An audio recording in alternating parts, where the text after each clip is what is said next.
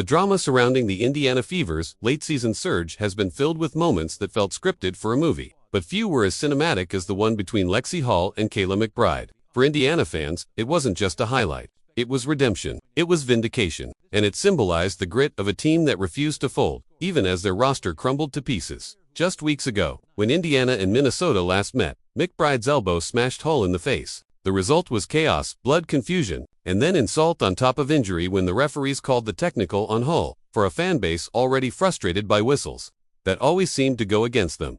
It was infuriating. Hull became a symbol of the Fever's misfortune, punished when she was the one who'd been hurt. So when these two teams shared the court again, the spotlight naturally found her. And in this rematch, Hull delivered the kind of payback that fans had been begging for. It came in the form of one crossover, one sudden shift in balance that left McBride stumbling, her ankles tangled, and the crowd exploding. Hull didn't need to say anything. She let the play speak for her. In a single moment, she flipped the narrative from victim of a brutal elbow to the face of resilience. The crowd roared, teammates leaped off the bench. Social media lit up with clips of the play, fans calling it karma, calling it justice. For Hull, it was just basketball. For everyone else, it was personal. It was proof that Indiana wasn't just surviving anymore. They were striking back. But this moment wasn't born out of luck. It was the culmination of weeks of adversity, reshaped into fuel. Indiana entered the night with a roster that had been shredded beyond recognition. Caitlin Clark sidelined by a groin injury that eventually ended her rookie season. Sophie Cunningham out with an MCL tear. Sydney Colson gone with a torn ACL. Chloe Bai's knee not holding up. Ari McDonald's foot fractured. That's not just depth, it's practically a starting lineup forced into street clothes. Teams don't survive stretches like that. At least, they're not supposed to. When Clark's injury was officially announced as season-ending, the emotional hit was devastating. She wasn't just their star, she was their heartbeat. Her rookie season was supposed to be the launchpad that carried Indiana back to relevance. Instead, her campaign ended in silence, not in the roar of playoff arenas. For the players, for the coaches, for the fans who packed Gainbridge Fieldhouse night after night, it felt like the rug had been pulled out, but something shifted. Head coach Stephanie White repeated the same mantra, *, be where your feet are. *, stop thinking about who isn't here. Start focusing on who is. It sounds simple, but it became the foundation of the Fever's identity. With so much stacked against them, they stopped chasing expectations and started living in the moment.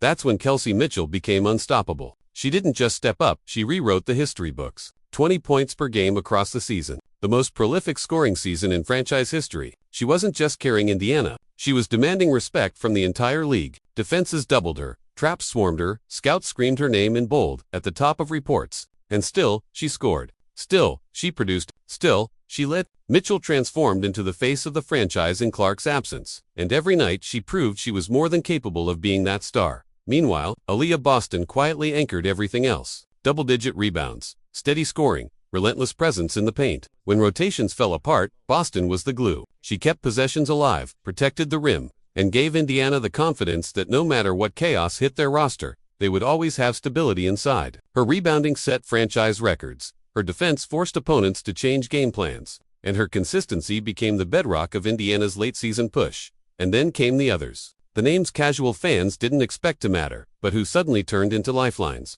Odyssey Sims, a hardship signing, exploded for 15 points against Minnesota. Aerial Powers drilling, back-to-back threes that broke the Lynx's spirit in the second half. Natasha Howard, cleaning up every gap, stretching the floor, and hitting timely shots. Role players became stars for a night, and stars like Mitchell and Boston empowered them to do it, trusting them with the ball, trusting them with the moment. By the time Minnesota walked into Indianapolis, the Fever weren't limping anymore. They were charging, and it showed. 10 unanswered points to start the game, a double-digit cushion at halftime, relentless defense that left the Lynx flustered, frustrated, and firing blanks from beyond the arc. Minnesota hit just 2 of 20 from deep, and each miss felt like a dagger turned on themselves. Indiana wasn't just lucky, they were in control. But as dominant as the team effort was, the night will always be remembered for Lexie Hull. She wasn't supposed to be the one. She was supposed to be a role player filling gaps left by Cunningham's absence. Instead, she became the embodiment of resilience. Guarding McBride, contesting every shot, switching across positions, playing heavy minutes without ever losing intensity, and then delivering the crossover that sent a message not just to Minnesota, but to the entire league. Indiana doesn't forget. Indiana doesn't back down. Indiana fights. It wasn't just redemption for her. It was redemption for the team. For the fans who watched call after call go against them. For the players who saw injuries pile up. For a franchise that hadn't posted a winning record since 2015. Hull's highlight became a symbol of the Fever's season, underestimated, doubted, written off, but rising when it mattered most. When the final buzzer sounded, Indiana had beaten the league's best team 83-72. 3 straight wins, a winning record of 24-20. Playoff bound with momentum instead of desperation. It wasn't just another regular season victory, it was an exclamation point at the end of a season defined by resilience.